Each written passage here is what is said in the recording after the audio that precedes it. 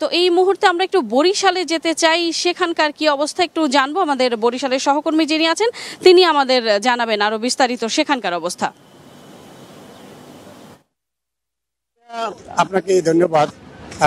আমি রয়েছি বরিশাল লঞ্চ ঘাটে। যে আমি আগেও জানিয়েছিলাম যে এই যে ঝড়ের প্রভাবে বরিশালে দমকা এবং বাতাসের গতিবেগ ক্রমান্বয়ে বৃদ্ধি পাচ্ছে। আমি দেখতে পাচ্ছি যে ধারণ করছি না, বাতাস এতটা জোরে বইছে যে যেন সবকিছু উড়িয়ে নিয়ে যাচ্ছে।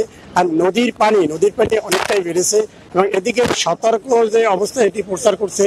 এখানে যে রেড ক্রিসেন্ট ঘূর্ণিঝড় প্রস্তুতি কর্মসূচি সিপিবি যে বলি, তার যে এখানে স্বেচ্ছাসেবকরা রয়েছে তারা সকাল থেকেই মাইকিং করছে এবং জনগণকে তারা সতর্ক করছে এই ঝড়ের বিষয়। আর এখন যে বর্তমান আবহাওয়ার অবস্থা, গুড়ি গুড়ি বৃষ্টি শুরু হয়েছে, বাতাস বৃদ্ধির পাশাপাশি বৃষ্টি শুরু হয়েছে এবং বৃষ্টি শুরু হওয়ার কারণে আর এদিকে লঞ্চ চলাচল বন্ধ। যেটি আমি আগেই বলেছিলাম যে বরিশাল ঢাকা সহ বরিশাল অভ্যন্তরীণ সব ধরনের লঞ্চ চলাচল বন্ধ রয়েছে।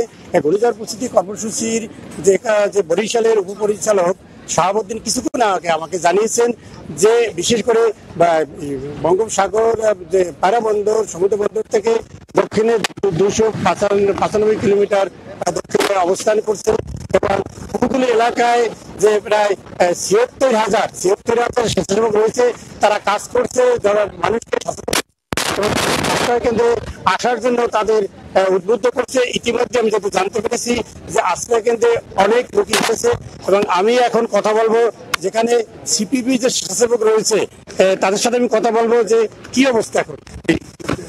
বঙ্গোপসাগরে সৃষ্ট রেমালটি অধিক শক্তিশালী হচ্ছে এবং এটি 10 নম্বর মহাবিপদ সংকেত আকার ধারণ করেছে।